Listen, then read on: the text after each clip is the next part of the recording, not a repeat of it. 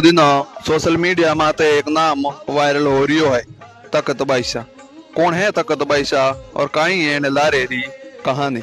जैसलमेर रे फाटी राजवंश री कुल देवी मां अवड़ो जन्म भी चारण कुल रे मायने होयो तो जड़ो की सदियों एक परंपरा चली आ रही है कि अपन कोई असंभव नहीं होना चाहिए कि चारण पुत्री जन्म हुई देव कन्या होया करे।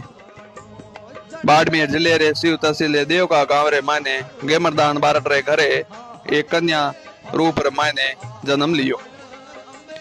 उपासक मां आवडरी उपासक आई श्री तकत बाईसा जन्म हुई मां आवडरी पूजा अर्चना कीनी। लाले 4 वर्षों मातेश्वरी जगत जननी मां आवड़ तेमन राय री बंद गुफा रे मायने तपस्या की। जी रो मंदिर देव का रे मायने सिंह गरजना रे साथे साक्षात दर्शन दीना और हजारों री तादाद रे माने श्रद्धालु उमड़ पड़िया। 4 वर्षों बंद गुफा रे मायने तपस्या कीनी और जटे कोई लाइट नहीं है, कोई पंखो नहीं है, कूलर नहीं है और अटे और भी बतायो जा रही है कि इन गुफा रे मायने 2 सांप भी रहे। तकत बाई सारा परसा हर जगह फैलन लगा और